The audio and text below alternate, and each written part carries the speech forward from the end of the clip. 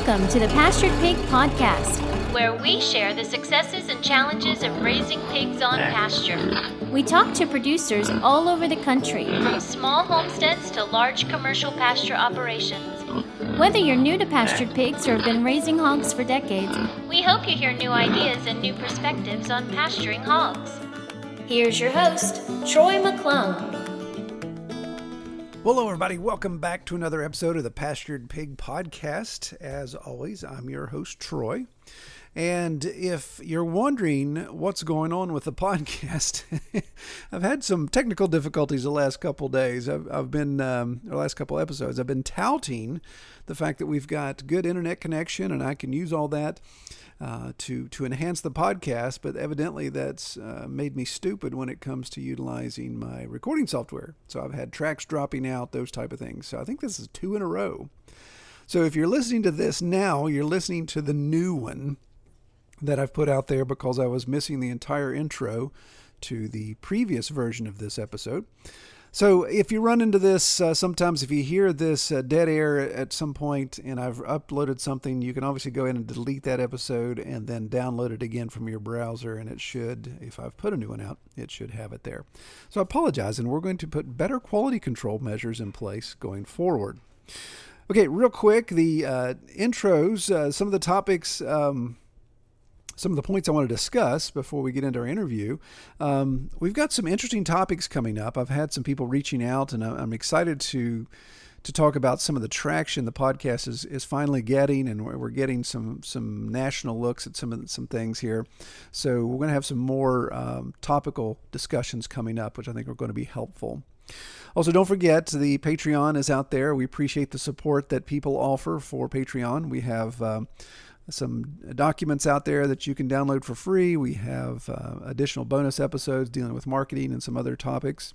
So be sure to check that out. I appreciate all of you guys that part with your hard-earned money to support us here on the podcast. It definitely is nice to see that you all see value in what we're trying to do here, and that you show that by sharing some of your hard-earned money. Also, our Facebook group, The Pastured Pig, is growing. I think I get requests to join almost daily, so be sure to be a part of that, and let's get some good discussion going there and continue what we have. And, of course, the website, thepasturedpig.com, is where you can check out as we get more and more supporters. Then we'll be able to turn more and more features of that on.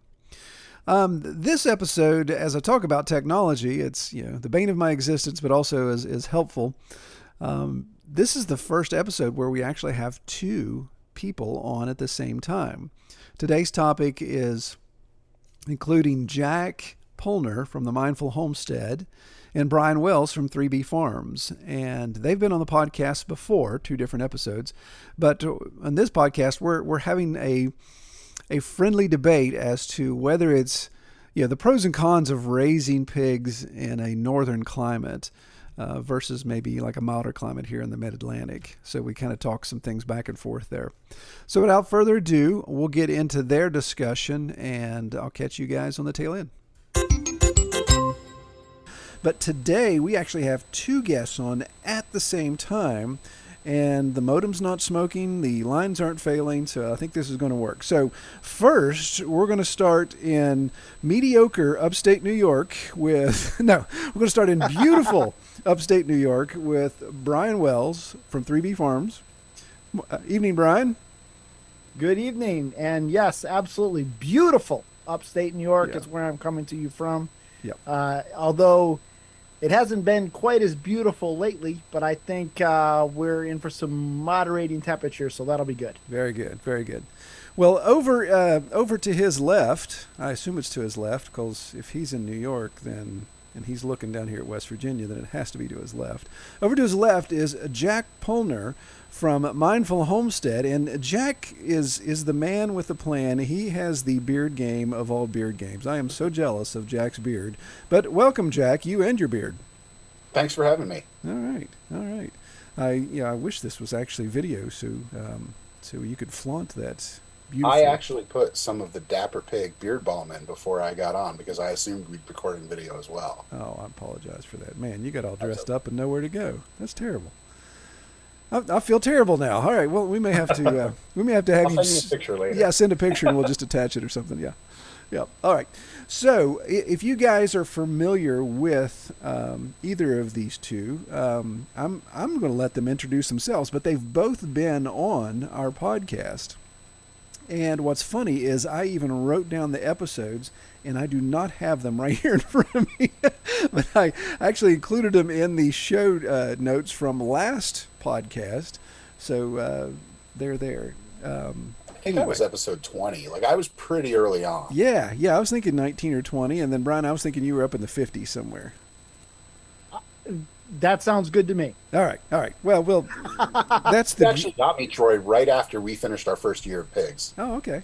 It was the first time we had done them here on our homestead. Yeah, that's right. Cool. All right. Well, you're old pro now. All right. Well, So we've grown a little bit since then. Yeah. So let's go this way then. So Jack, go ahead and anybody that's listening that maybe hadn't heard the episode or is not familiar with your YouTube channel, give us the 40,000-foot elevation of your farm, and then feel free to talk about your YouTube channel a little bit and any other social media you've got going on so people can find you.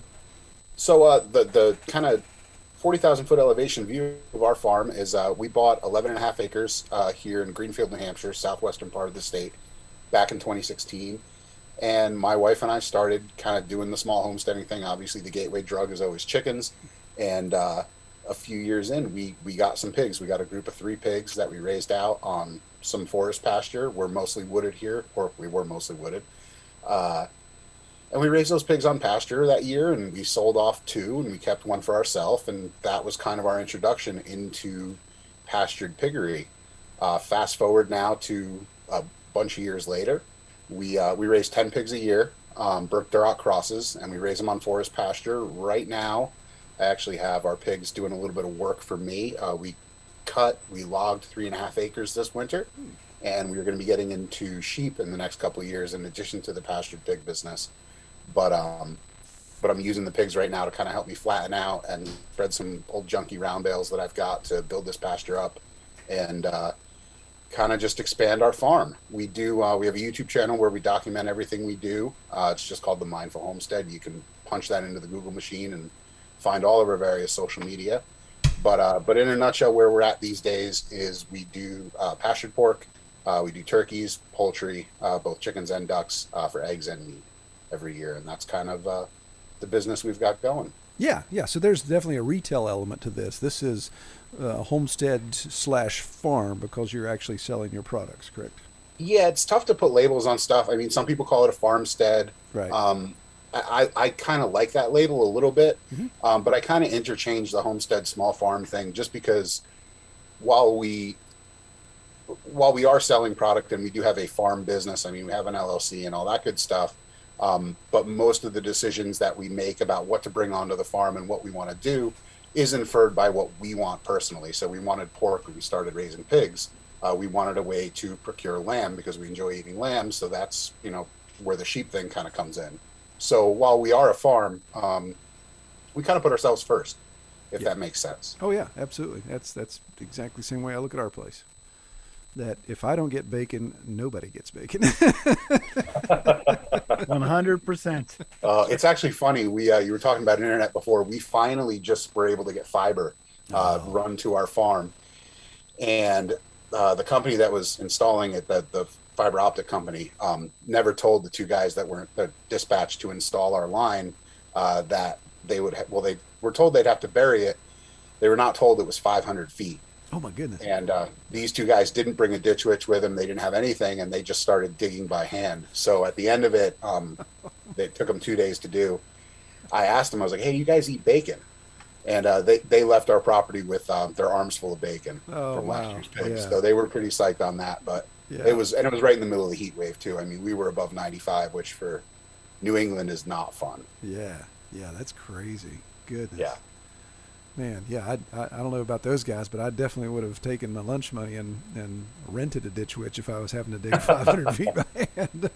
Yeah, I mean, the Reader's Digest story is they did have one, but unfortunately the truck that they used to tow that trailer, they hit a deer with a couple weeks back, and they weren't able to bring it. And, it stunk for them, but they've got probably at least 5 or 6 days worth of breakfast bacon to make up for it. Very good. Very good. Well, all right. Well, let's switch over to Brian. Brian, same thing. What do you got going on over there in New York? Well, we are, again, in beautiful upstate New York, which is much different than the Manhattan that everybody thinks about. We are on a little over 2 acres, and we've done a little bit of this and a little bit of that. I'm always tinkering with this, tinkering with that. But a big part of what we do here is we raise American guinea hogs, and we actually have a breeding program. So we're not only trying to raise meat for the freezer and bacon, of course, because as we've already mentioned, it's all about the bacon.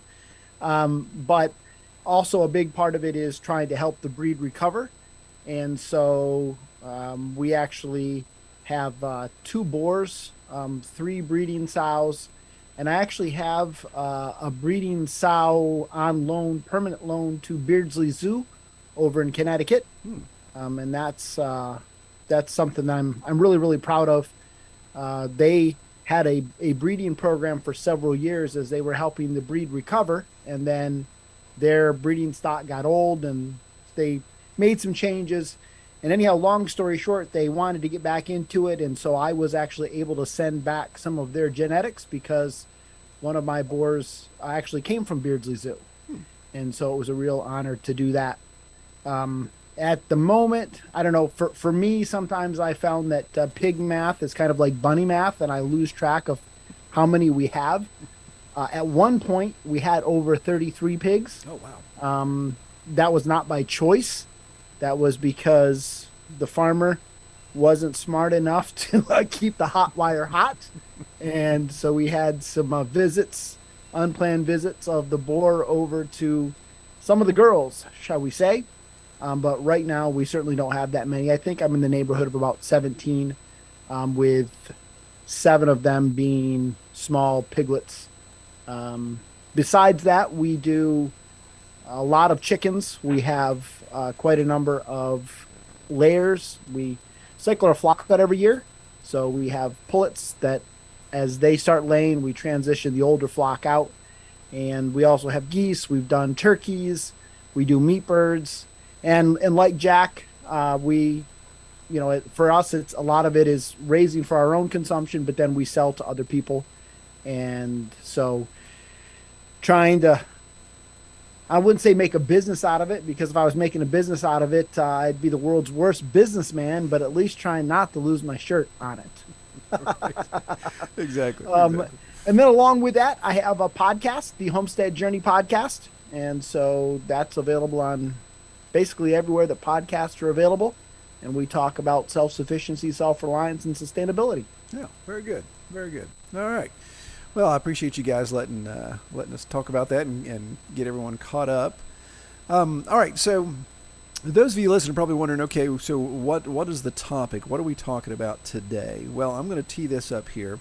And first of all, Brian and Jack have put together, I think I mentioned it in the last podcast, that they've put together a conference that is going to be New England focused. And it's kind of broader for the homesteading genre, but I'm going to let them talk about that for a little bit here, but we're going to drill down and talk about some of the challenges and benefits of raising pigs on pasture in these more northern climates, these higher latitudes, and we're going to, I won't say spar. It's not like we're going to be like Phil Donahue and get an argument going here, but I want to compare what they say are pros and cons with what I would feel would be pros and cons down here a little further south. But anyway, first of all, tell us about Hone, Hone. What is that? Whoever wants to go first. Go ahead, Jack. I'll take it up. So Hone, it stands for Homesteaders of New England. And it started as a Facebook group. There was a Facebook group, and, say what you want about Facebook, good or bad and all the stuff that comes along with it. But it is the largest community of pretty much anybody on the face of the planet. And if you're looking to bring people together, whether it's for video games, whether it's for, collecting guitars, whether it's for pastured piggery and homesteading, it's arguably the best place to do it and to bring these people together. So there was a group on Facebook. It was deleted at some point a couple years ago with 20,000 members. Wow. And the amount of information that was gone from that was unfortunate. and the group kind of like floated around. It went to a couple other social media sites, but nobody was bringing it back to Facebook. And at some point, I just said, you know what? I'm gonna kind of take up the cause on this and reform the group and see what happens with it and see if we can get some of that knowledge and expertise back to spread among other people. The group has since grown to about 6,000 people. It's not what it was before, but it's kind of creeping back up into that. If anybody is, listening to this from the New England region and you want to join, it's just search on Facebook, Homesteaders of New England. There's a few questions, answer them, and we'll let you in. But as the group grew, and I saw that the knowledge was very specific to New England, like it was people that had been homesteading and farming up here in this region. I said, you know what, this is great doing it online, but it would be even better if we could get these people together and seeing what Amy Fewell's I think Fuel is how she pronounces it. I'm sorry, Amy, if you listen to this. Seeing what Amy's done with Homesteaders of America down in Virginia and some of these other smaller homesteading festivals that have popped up around the region, coupled with Mother Earth News Fair, which has kind of been the seminal one that's been coming through New England. They no longer come up this way. I felt it was time to get something together. I pitched the idea to Brian, who at one point I had begrudgingly made a moderator in the Facebook group. After him telling me no a few times, I told him one day, listen, you're just doing it. You're going to help me with this thing. And him and I have kind of been on this path to get this thing set up for September 10th and 11th here in Greenfield, New Hampshire is the date on that, if anyone was interested in knowing what we were actually talking about. All right, so maybe either one of you drill down a little bit and tell us about some of the speakers you have. I know there's going to be some demonstrations, even talk about the ticket price there. But for people listening on the Pastured Pig podcast, kind of finish up with talking about why this is beneficial to what tracks or what demonstrations are going to be applicable to people that raise pigs. I think one of the things that we felt was very important is that there are certain challenges that we have in New England, just from the standpoint of climate, and the lay of the land and so on and so forth. We wanted to make sure that we had something that was very New England centric, that spoke to the issues, and to a certain extent the culture that we have up here. Now, I am technically not in New England. We had this discussion before we started recording. Upstate New York is not New England, technically, but I am about 6 miles from the Vermont border, and this area very much is kind of New England in culture and kind of the way of life and so on and so forth. And so they've begrudgingly allowed me to be a part of Homesteaders of New England. But certainly we have things up here, again, the winter is a big part of it, but even things like maple syrup, which is a big part of the culture in New England. There are a lot of things like that.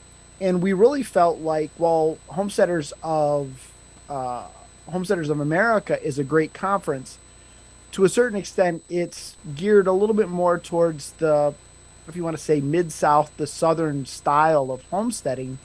And we certainly wanted to approach things a little bit more directly towards what, again, the challenges that we face up here. So we have speakers that are actually from New England, or formerly from New England. So one of the main speakers is going to be Morgan Gold. And then we also have the former New Englanders, now out of Pennsylvania, and from Homesteady. And we have people talking about seed saving, also about keeping bees in New England, which is obviously going to be a little bit of a different approach to keeping bees than what would be, taking place down south. In fact, the gentleman that's going to be speaking, hopefully, although his wife is due to give birth any moment now, so we may have to call an audible, but his name is Dr. David Peck. And as I was chatting with him, he said when he first got into beekeeping and he was looking for information with regards to some of the problems that he was encountering, so much of the information was, well, move your bees to a different orange grove. My bees aren't in an orange grove. Well, just get rid of your bees and pick orange. So it was very southernly focused, and so he's really done a lot of research and studying into raising bees in the northern climate, and so I think that's really going to be beneficial. And I don't know, Jack, who else am I missing? I know there's quite a number of great speakers that we're going to have. So, like you mentioned, we've got Morgan Gold coming down from Goldshaw Farm, who Troy, just as an aside, he has mentioned he is going to be getting into pigs. So, might be a future podcast guest for you to bring on. Very good. But we've got Aust and Kendra Martin from Homestead. Aust, as I'm sure you know, he has, at least for me, was one of the kind of formative gurus, I guess you could say, as to like us getting into pastured pork and doing that. He's got a lot of great videos on his YouTube channel. He's been in the pork business for years. They did have a successful pork business when they lived in Connecticut. So he's been somebody that I've kind of learned from in the past, and now I'm kind of bringing him on to talk about that as well. Who else do we have? We've got Rich Giordano, who's a local, very knowledgeable gardener who's going to be doing a talk on seed saving. Obviously, with the way the world is right now, you know, the more self-sufficient you can be if you can harvest your own seeds for the following year, that's a great way to do it. But I mean, beyond kind of all of that, I mean, the whole impetus for this was, as Brian said, you know, Brian keeps American guinea hogs year round. And for him, you know, I raise feeder pigs for now, at least. We're looking at farrowing in the future once we have some more infrastructure built up. But seeing what Brian has to go through to keep his hogs fenced in, to keep the electric hot, to keep them sheltered and safe and warm and healthy, it's a lot different than what somebody even as, you know, as far south as Virginia is going to face. And then when you get into some of these, you know, other climates, you know, down in the panhandle of Florida or in Texas, those are things that, you know, no matter how long somebody's been raising pigs in that specific climate, you know, Troy, you've had guests from all over the country, and it's awesome to hear them talk.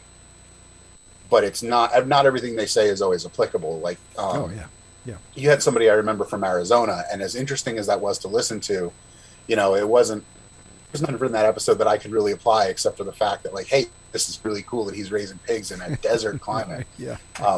So what we wanted to do was kind of provide a resource and a networking opportunity so people can learn at this event, but also take information away, take other people's contact information away, that if they're having an issue and they need somebody to talk to that, you know, may have done it before, they can reach out and network with that person and build a community that is regional. Because in all honesty, you know, if you're putting everybody in one pot from all of New England and everybody has information they can share, but everybody also has the information to use knowledge from other people, it's the best way to do it. Yeah, you know, and that's the thing. Even with this podcast being as so specific as pastured pigs, our audience ranges all over from people just getting started, people that just want a homestead, to really large pastured pig operations, commercial operations. But I think the thread that goes through probably 90% of people that we've had on and people that listen is this idea of polyculture, that we can't just be a pig farm and have that dynamic flexibility that we need from time to time. So I love this idea of people coming together, sharing the information from the homesteading level, but also looking at, hey, maybe it's time to add bees, maybe it's time to add sheep, or maybe it's time to add a certain level of vegetables to what I'm doing for my farm to generate more revenue. So I think it's a great opportunity for people to come and kind of stretch the knowledge, not only in pigs, but also in so many other aspects as well. So how expensive is it to come to the Hone Conference? What are you hitting people for? $25. That's it for the entire weekend, whether you come for one day or both days. We wanted to keep it. In fact, just before the podcast, Brian and I were touching base on some things. We mentioned point blank, we want to keep it accessible for families to come. 14 and over is $25 for the entire weekend. 13 and under is free. So if you've got a couple kids and, you know, maybe they're not going to pull too much from it as far as knowledge goes, but it's a fun day for them to come out and see what's going on, they're going to get in for free. Cool. Which is what we're shooting for. Good deal. All right. So, and is this like in a fairgrounds, a public park? Where are you guys doing this? Take it, Brian. Yeah, so we're actually meeting in Oak Park, and it is a municipal park not too far from the Mindful Homestead, and it's a really beautiful facility. There's a nice pavilion there. We're going to be getting a nice tent to put up for the speakers. We're actually going to be having we'll call it a kid corral type thing for activities for the children. So we'll have a little tent for them as well, and And to throw it also out there, planning. Brian says park. I like to say it's more of a small fairgrounds than just a park. Gotcha. Not to step on you or anything, but in doing some research into the facility, the town actually used to host blues festivals. There's blues festivals there. Say that 5 times fast. With up to 1,500 people in attendance. So we're not just meeting in some like rinky-dink town park. Like it's a pretty awesome facility. Yeah, so it sounds It, like it's going to have amenities that you need, restrooms and those type of things. Then. and, Yep. and it's really nice as well because it's literally right across the road from a state park where people can camp for the weekend. So it's really a great setup for people to come and spend a great weekend and just hanging out with like-minded individuals. To us, as big a part of this, learning the knowledge is great. That's important, but that networking component, that face-to-face time, establishing those relationships, really, that's what we see as being key. Yeah, good stuff. Good deal.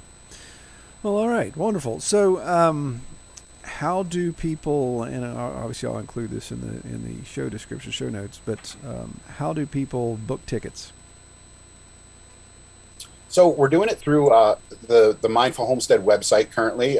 This came together pretty last minute, and just to throw it out there and speak about the level of support we've had so far.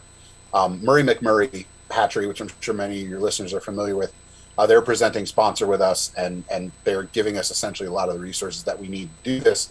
But we didn't have the time to necessarily get some of the resources, such as an actual website for the event set up and going. So it's all going to be through our website, which is mindfulhomestead.com. And you can access the Homesteaders of New England page directly by going to just mindfulhomestead.com/HONE 2022. Very good. Very good. All right. So let's talk about this then. So Brian, you have pigs all year long. Jack, you have obviously a certain season that you have since you're raising your feeder pigs. So let's start. It'd be nice if Jack would man up and get pigs year round. Right. I feel like he just needs to shave the beard off until he gets pigs year round. I don't know. Yeah. What are your thoughts on that, Troy? Yeah, that's funny. I was kind of thinking at least trim it back a bit. Maybe stubble, like GQ stubble, until he's ready to go full year. Listen, I was told by somebody very knowledgeable that you couldn't build a timber frame barn unless you had a beard, and I'm trying to get that done by next spring. Yeah. So, Well, see, the timber frame project's on my list this year. So if that's the case, I'm going to have to get like a Lee press-on beard to wear because I got nothing. So I can't grow a beard either. yeah, it's terrible. It's listen, if I trim it off, I'll send some out to both of you. You can just super glue it on. Yeah, that'd be great. That would be awesome. Yeah, the red is what really just gets my attention as a Scotch Irishman. I just that red is just what I'm thinking. Man, me with a red beard. And it's funny because I've got not a lick of Irish or Scottish in me. That's funny. Yeah. What is your heritage then that you've got that much ginger in you? I'm about 75% Italian and 25% Hungarian Jew. Really? Yep. Wow. And a pretty interesting combination there. Yeah, that is interesting. Very interesting. Oh, wow. Okay. Well, we won't get into genealogy, but that's interesting. Yeah. Okay. So let's start with Jack then, since we're picking on him already. So Jack, how much does New England climate play into your decisions on what you're doing with your pigs, the times that you buy them, the times that you process them? You kind of walk us through that a little bit. New England.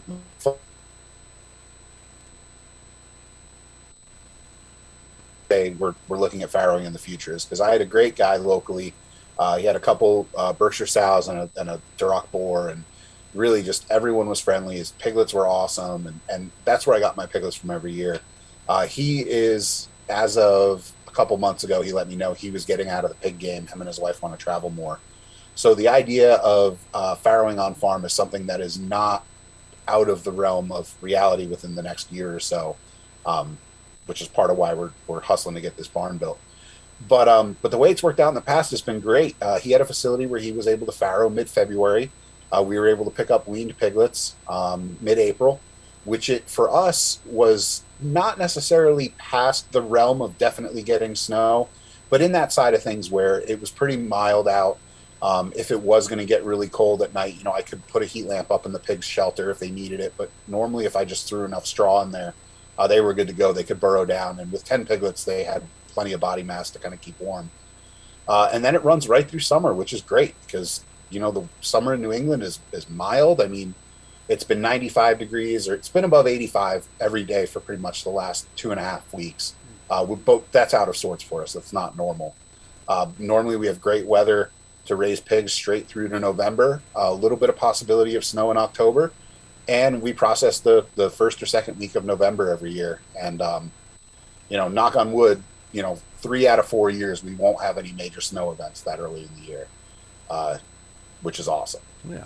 All right. So for us, it lends, for raising feeder pigs, I definitely encourage anybody who's thinking about it in New England, if you want to get pigs that, piglets that were born in February, you bring them onto your farm in April and you process in November, that's a perfect spread of time where, you're not going to face too many challenges as far as weather goes. Brian, on the other hand, can tell a different story. Yeah, but before we get there, though, I would also say, too, Jack, with regards to kind of, the climate, as it starts to get a little cooler in November, it really is the perfect setup if you decide that you want to do home processing. For home butchering, yep. Because at that point, you don't have to worry about having any kind of a major freezer, fridge or anything like that if you want to hang it or, whatnot. You can kind of let nature do its thing and be the fridge, so to speak. So it really is, from a climate perspective, and doing it the way Jack's doing it, it's really a pretty good setup, so to speak. Yeah, we sell everything custom exempt. So we sell only wholes and halves. We don't do any retail cuts. And, obviously that gives us the ability to be a little bit more, lenient with things in the freezer and things like that, obviously following standard safety protocols. But if I bring a pig back from my processor and the customer can't come pick it up at the farm for a day, it's cold enough that time of year where I can leave the cold frozen cuts. They've been frozen in deep freeze. They can live on our screened in porch in the back, which is definitely cold enough. And when you check them the next day, they're still frozen solid. They haven't thawed a bit.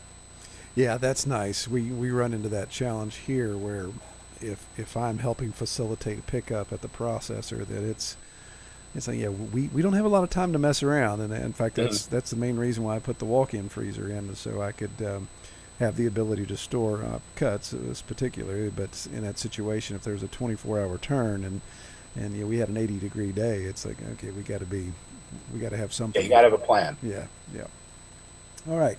So Brian, about with the guinea hogs all year long, what are you running into there? I mean, do you choose? Well, I know right now I know you're kind of laughing if I say this. Do you choose when you're going to breed and when you're going to farrow? But when things work the way you want, how does that shape up because of winter? I think Brian's boars choose when people get ready. Yeah, he has no say in it whatsoever. I tell you what, I've had a bit of a rough run the last. To be totally frank, it's been my fault. The one boar in particular, he was getting out, and I was not as quick to reestablish the electric fencing inside his pen. The big problem with him has not been so much breeding; it's been fighting with the other boar. That's been the bigger issue with him. My main boar, my older boar, Bear, he's scooted through the fence a couple of times, or actually literally over a fence a couple of times, broken through electric fencing. But to answer your question, Troy, yes, I really do try to. Because I don't have a barn, so the farrowing that happens here happens in we'll call them huts. I have a hoop coop, um, but it's certainly not a barn. It's no kind of enclosure. And so my goal is not to have any farrowing until late March, early April at the earliest. And so, if you're counting back, the 3 months, 3 weeks, 3 days kind of thing, usually I'm trying to put the boar or the girls in with the boar around November, the end of November, first part of December, is kind of where is kind of my goal. Sometimes it's been a little later than that. Sometimes it's been a little earlier, but because I don't have the barn and I don't feel comfortable just putting heat lamps out in the situation that I have, winter farrowings generally don't go well. And so my goal is again for that late March, early April farrowing time, because the American guinea hogs are very, very hardy. And so as long as I have plenty of hay or straw in the hut with them, they do well. But it certainly is a challenge. Yeah, yeah, for certain. It's interesting to hear you talk about that, because in some of the interviews that we've done and other people we've talked about or talked with, there's this aversion to obviously farrowing, January or the coldest time of the year if you're further north. But there's also this aversion to farrowing in July and August when it's really, really warm. And the arguments that I've heard are people saying, well, when you're farrowing and it's hot like that, then the piglets, you have a higher chance for crushing from the sow because it's hot, they're just kind of flopping around.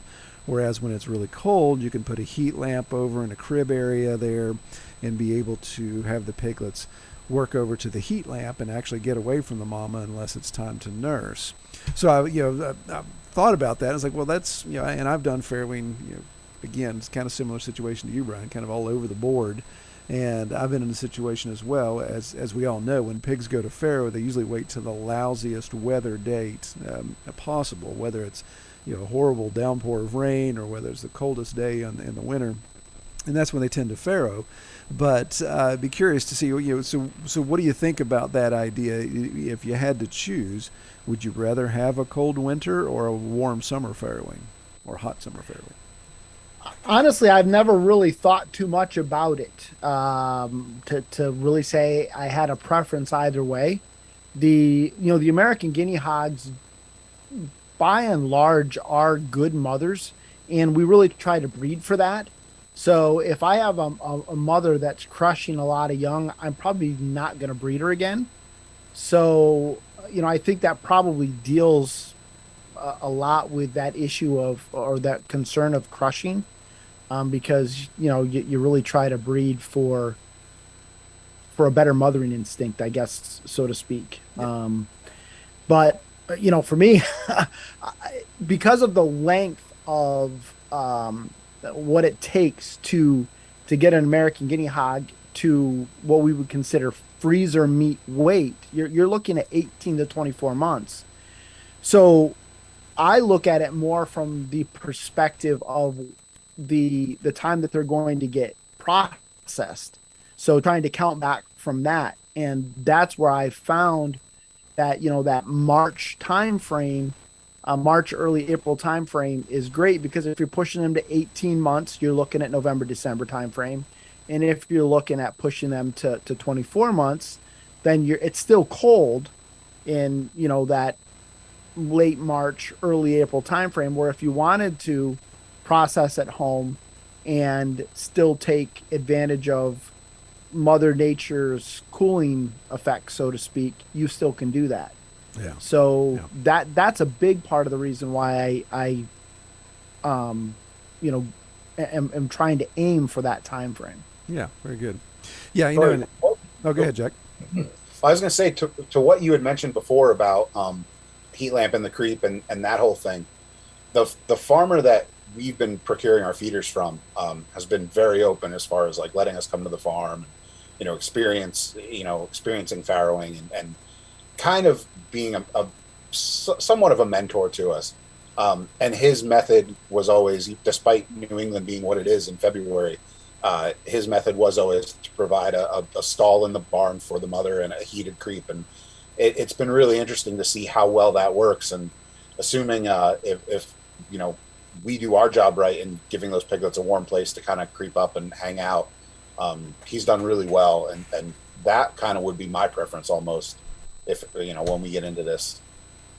Yeah. I mean, I think there's pros and cons to both, and it's just interesting, and it all comes back to you just got to figure out what's going to work best for your situation, your own infrastructure, and just the layout of the farm itself.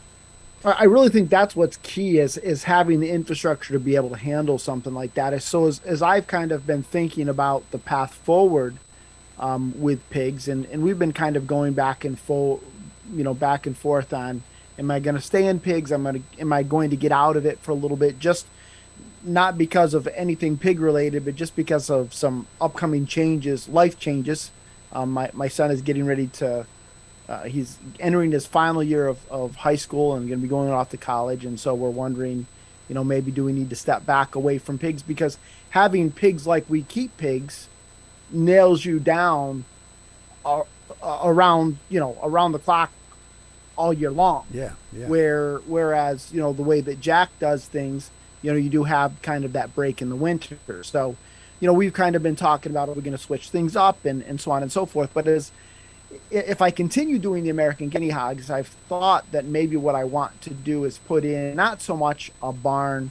I've been looking at more maybe putting in and I've had a lot of different ideas, but maybe a pole barn type structure, but one side kind of open, but with multiple stalls, where we can farrow out of the weather, but still maintain that hardiness that we're looking for in the American guinea hog. So one of the things that I really try to do is, and this may sound, to some people this may sound cruel, but it just is what it is.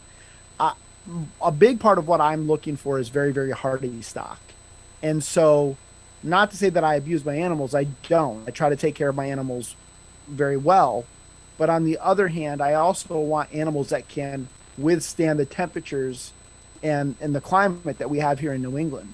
And northern upstate New York. Beautiful upstate New York. Yeah. Point.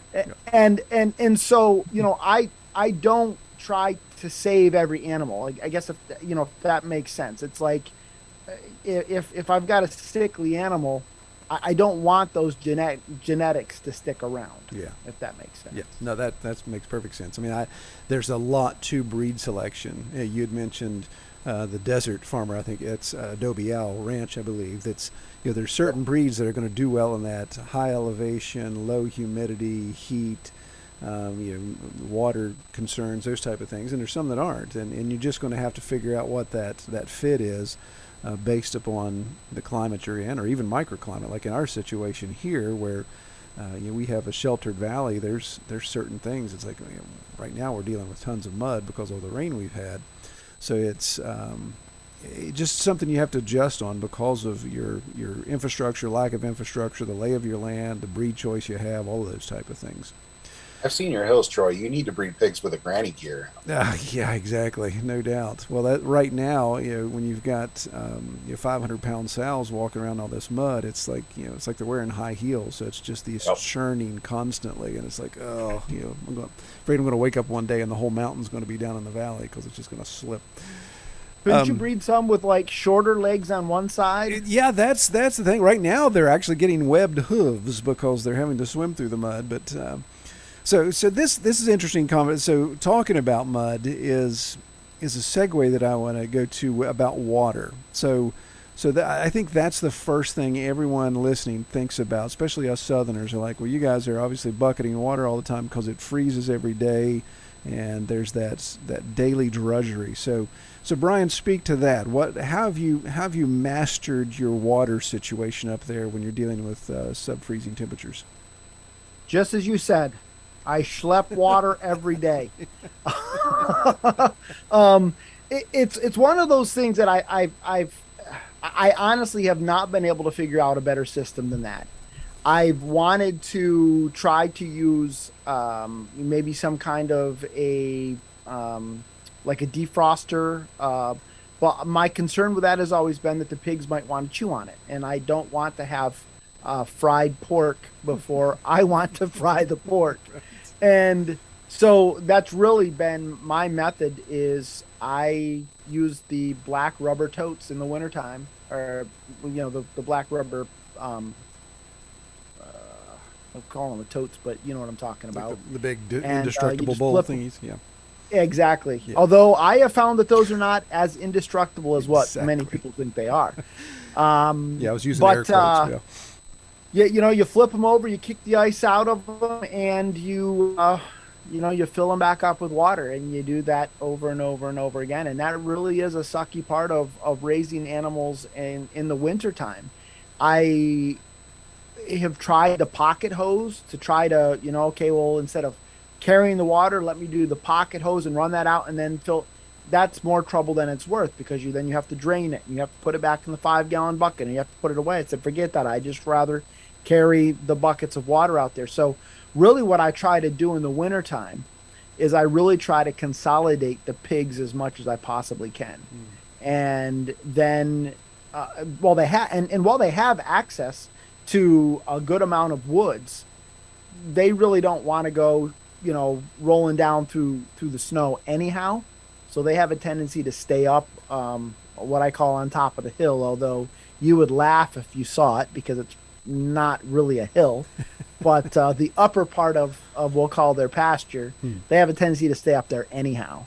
And so, in that consolidation, it does make it a little bit easier, but it still is just schlepping water all winter long. And Yeah. that I would say that's the absolute worst part for me of keeping pigs throughout the winter. Gotcha. I just Yeah. have not found a better water situation. The first few times we raised pigs, we went later than we do now, and we were processing well into December. What we found was two things helped for us. I mean, if your water source is close enough to not only a frost-free hydrant but also a power source, you can buy the heated hoses, which do work. They're relatively light duty. You wouldn't want to leave them in the pig pen, but that is an option for you. What we did find worked for us was we use a 55-gallon food grade barrel with 2 pig nipples in it. And I went to Tractor Supply and I bought a stock tank heater that was pretty much double. It was I think it was rated for 100 gallons of water. And what I found was you could put a stock tank heater in the 55-gallon drum, and it would work if it was a smaller one to keep the water in the drum. But those metal nipples being what they are and very conducive to cold, they would actually back freeze from the nipple itself into the barrel. But I did find that if you run a higher power stock tank heater in a 55-gallon drum, we could actually keep that water relatively warm. It was coming out like 50 degrees, which was pretty cool, and it kept the nipples from freezing. Still, for me though, I wasn't about to spend $200 on heated hose, so I lugged 5 gallon like water cooler um, vessels Yeah. out to the barrel every day. Yeah, yeah, and that's interesting. I know we'd interviewed Walt Jeffries up in Maine at Sugar Mountain Oh, Farm, yeah. and of course he's got such a unique situation. But his spring-fed and buried barrels that we talked about, that was kind of an interesting situation there. So yeah, it has to work with your infrastructure, and it has to be something that you can justify the expense and of course the electricity required to heat all that water. It's funny, down here we probably have about 2 weeks, 3 weeks at most where it stays below freezing, and I have to be in a situation where I go around some of the impoundments and chip ice and do those type of things. But normally it's, well, if it froze over last night, here in about noon it's going to thaw out and they'll have plenty to drink then. So it hasn't been a big issue. But Brian, you said something I want to go to, and this is where I think is one of the pros of raising pigs further north, where you have that solid freeze, because we call January and February mud months. That when we look at pigs on pasture, in fact, that's why I'm changing my farrowing schedule that we'll be farrowing in December because I want smaller animals on my pastures in the winter times during the mud season because they're going to do less damage on our slope.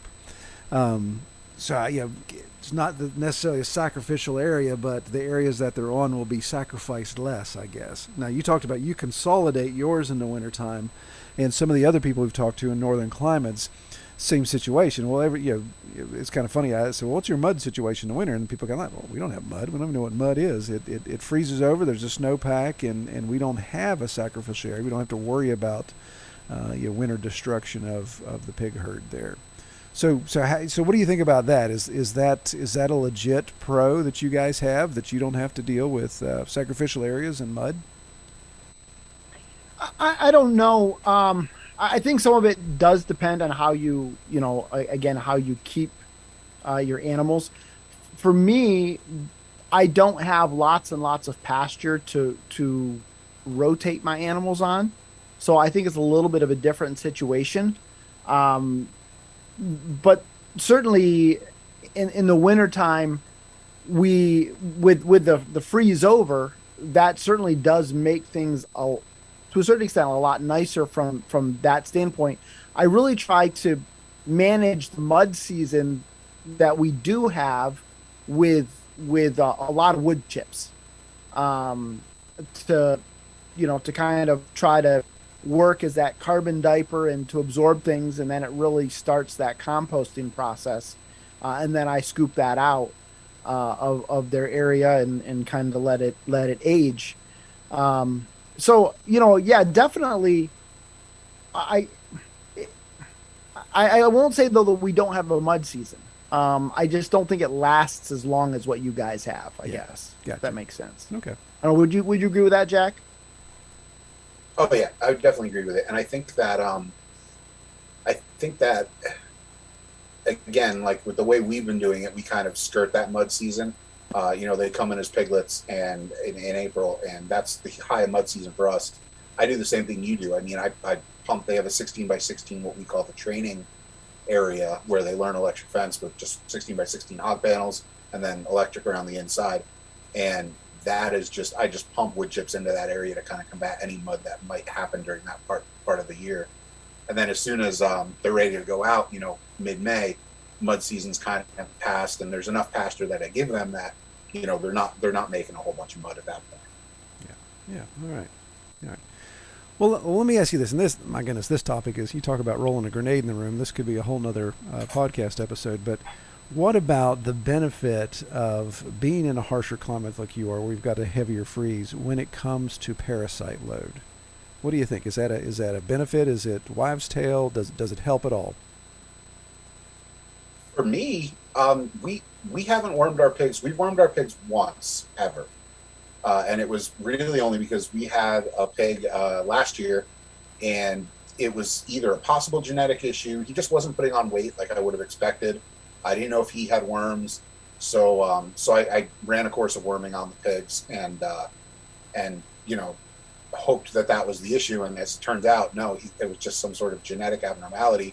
When we processed him, he had literally no fat on him. His bacon was straight meat, which I'd never seen before. Wow. The processor said, we had said just turn him into sausage, the entire pig. And the processor came back and said there wasn't even enough fat on him to turn him into sausage. I had to steal from other pigs. Yeah. But for us, I think it lends itself. I mean, granted, we have what I kind of have come to call my 3-year rotation.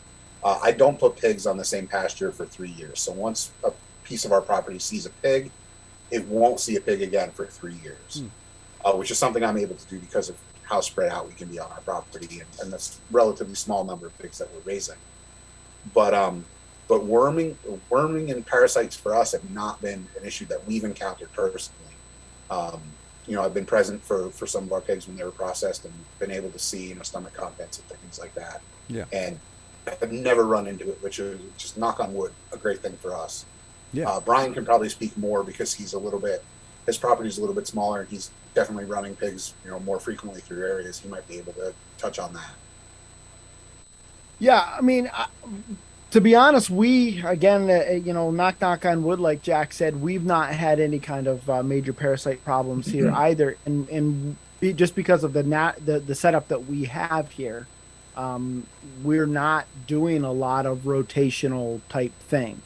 So we do have pigs on on the same ground over and over and over again. I don't know whether or not the lack of parasite problem is because of the cold winters, or if it's because of the breed. The American guinea hog is known for being a more parasite resistant breed, um, or if it's just been dumb luck. I don't know. Yep, I can relate to both of those. Sometimes you just don't know, and that's our And I'm not going to situation. complain about it either, Troy. Right? Yeah, I, exactly. I I feel mean, like it almost dumbs me down a little bit, because when somebody asks me a question about worming, like, I'm not an expert on pigs. I don't think anybody, there are very few experts out there when it comes to raising pigs, pasture pigs especially. But I feel like, people assume I know stuff because I've been doing it now, and they ask me a question about worming pigs, and I kind of just throw my hands up in the air and say, well, this is what I do, and I've never had to worm my pigs. So, I remember last year, I thought I knew a good bit about raising pigs, and now all of a sudden I'm going through, well, what wormer do I want to use? What one would be most effective? What do I think it has possibly for parasites? Um, the dumb luck thing sometimes just kind of works out for you. yeah, absolutely, absolutely. And I found myself, I don't know, and you kind of get into ruts and say, well, I'm just going to do this because that's what I was told to do back in the day, and that's what I've always done. And one thing I do is I always go through a medication regimen at weaning. So when I've got my pigs in the weaning paddock where they're separated, being trained on electric fence, then that's an opportunity while they're sequestered to go ahead and deworm them. And I've just always done that, but I've never run into a situation. I've never had anything rejected at the processor. I've never had any clear evidence that it's even doing anything, right? So yeah, it is. It's one of those things, whether it's dumb luck or whether it's closed loop or whether you've really got your situation figured out, or it could be a multitude of things. So I think that's one that is another thing, though. I think that maybe has been very helpful to me is that I do maintain a closed herd. yeah, I did bring in a boar about 2 years ago, um, and when I did, he was sequestered, he was quarantined, so on and so forth. Um, we in the past have taken pigs to the fair, and so there is a little bit of interaction there with other animals. But even still, when I would bring them back, I would quarantine them and so on and so forth, really trying to practice as good of biosecurity as it possibly can. I also don't travel to a lot of other pig farms, and if I do, I try to clean my boots and so on and so forth. yeah, So I think some of that probably plays into it as well. We also don't have a huge problem with feral pigs in our area, and so I don't know if they would be considered a contributing factor to that or not, but certainly we don't have to worry about that. So I think all of that probably together adds up to something, but I can't tell you what it is. yeah, yeah, exactly. Like you say, it's just you just kind of put these elements together and think, well, okay, let's just go with that. That's the theory we're going to go with until the theory is proven wrong. So along the similar lines of parasites, I have to ask you, just because down here it's horsefly season. In fact, this evening when I was out doing chores, 3 of them ganged up on me, and they almost got me off the ground because they're that large and that aggressive down here. So do you guys, I know the further you go north, you've got black flies and season that's a little ridiculous up there. So what about that in the summertime do you have to deal with, or is it something that's a big issue, or you just let it be what it is with your pigs when it comes to those flying pests? It's huge in New Hampshire. We always joke that if you're not careful, the black flies will pick you up and carry you away. As far as the pigs go, they're pretty resistant to it. They will get bites here and there. I've never had one that was really reactive. I did have one female last year in our batch that she did develop a few abscesses very early on in black fly season. Whether they were directly attributed to black flies or not, But they resolved on their own. I didn't even have to go into the antibiotic thing with her on that, which was really nice, because the last thing anybody wants to do is to have to pop an abscess and do that sort of thing, because that's a real fun time. But honestly, the pigs kind of take care of it themselves, pasturing them in the woods like we do. They have lots of areas to hang out. They do have some spots where they can make some wallows and get some mud kind of put on themselves. And really, as far as, black flies go, I mean, they're more biting an issue than they are like, being present in manure and dung and things like that. Yeah. They're more of just a nuisance than really a major issue for us, at least. Yeah. And for me, I really, up to this point, have been very lucky not to have much of an issue with really any kind of insect. So I'm very, very thankful for that. Yeah, very good, very good. Yeah, I have to echo what Jack said down here with the boars and the sows and their separate paddocks. Just checking on them this evening, and it's the mud bath. The mud bath takes care of. Now they tend to always miss that spot right behind their ears, and along their spine. So that's kind of where the flies hang out a bit, but. But it's weird, yeah. It's one of those things where it's being around cattle. It seems like cattle are more affected by horse flies than the pigs are. I don't know if it's just because they're just so thick-skinned that the bite really doesn't resonate with them, or they just don't care. But it's more of a nuisance for the farmer, because when you're standing around them, then you usually get one land on you and drill a hole in your back before you realize it. So. Oh yeah, the horse flies are terrible, and there's some really big ones this year. I will say that the biggest issue I've run into, and I hear a lot of people say, "Well, don't you worry about coyotes? Don't you worry about other things?" The only issue I've really run into that's frightened me was last year. We had a young male black bear that was lurking around our training pen early on. It was early spring, and he'd just woken up from hibernation, and that maybe month-long period where there's not a lot of green up in the woods for the bears to eat, not a lot of berries. Whether he was going after the grain in the piglets feeder or going after the piglets themselves, who knows really. But that's been really the only major issue I've run into from another animal in now over 5 years of doing this. I have game camera images of coyotes not 10 feet off the electric fence for our pigs. And, they could jump right over it. It's 2-strand electric, 18 inches high. And those coyotes could jump right in if they wanted to. But once the pigs hit 75, 80 pounds, they don't want to mess with a group of pigs. Right, yeah. Yeah, it's interesting you mentioned coyote, because my father and I were just talking about this. So ever since we put in electric fence in the woods, and the way we did it, the area around the house where the chickens are and the barn and those type of things, the pastures are kind of surrounding that, headed west, which is where it's no man's land. That's the rest of our 100 acres. So it seems like it's been a really good buffer, and trying to figure out, is it the electric fence, or is it just the fact that there's large sows and large boars hanging around that the coyote don't want to have anything to do with it. But haven't had any issues since we've done that. But then also we've noticed we've had a substantial decline in coyote population around here. So I don't know if with our aggressive DNR stance of kill every single one of them, if that's what's taking care of it. So it's been nice not to have the coyote pressure, but other than coming in and getting chickens, we've never had them deal with or even attempt to try to deal with piglets. It seems like the sows have done a great job, or the electric fence has done a great job. We've got tons of them around, but it's kind of like I get them on camera all the time. But I mean, I think it might just be the electric, because we've got electric around the chicken pen. We've got poultry netting up. There is no fence between that poultry netting and the woods, where I see coyotes running all the time, both in person and on camera. And, again, knock on wood, I feel like I'm doing that a lot in this chat.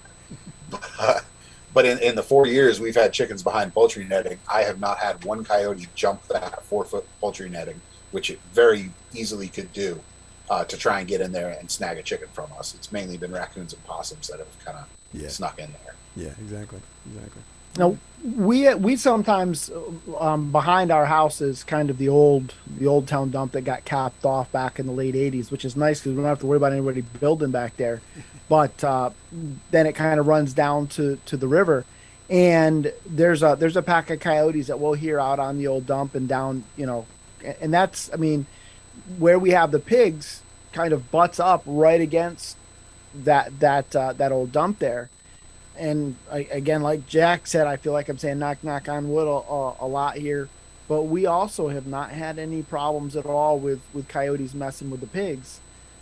We did have a situation, I would say probably 6 or 7 years ago, where I kind of got a little cavalier with chickens and decided that I was going to put them down in the lower area where we now have the pigs running. That was before we had pigs.